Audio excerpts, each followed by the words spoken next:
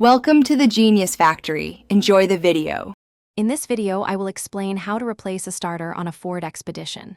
First, ensure your vehicle is safely supported on jack stands. Disconnect the negative battery cable to prevent electrical shorts.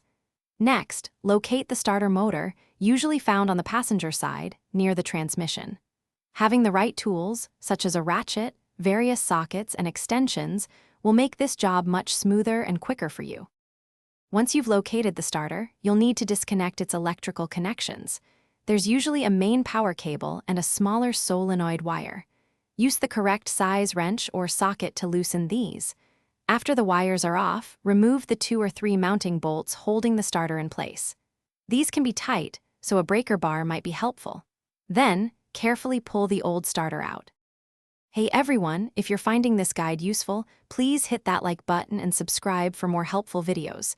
And on another note, after a tough repair, sometimes you just want to relax with a good book. The new Kindle Paperwhite is perfect for reading anywhere, even in bright sunlight. Find the link for it and other great deals in the description below. Now, let's get back to the video. Now, take your new starter and carefully position it into the same spot where the old one was removed. Align the mounting holes and insert the bolts. Hand tighten them first, then use your wrench or ratchet to secure them firmly, but do not over-tighten. Finally, reattach the electrical connections, ensuring they are clean and tight. Double-check all connections before proceeding. With the new starter installed and all connections secure, it's time for the final steps. Reconnect the negative battery cable to your vehicle's battery.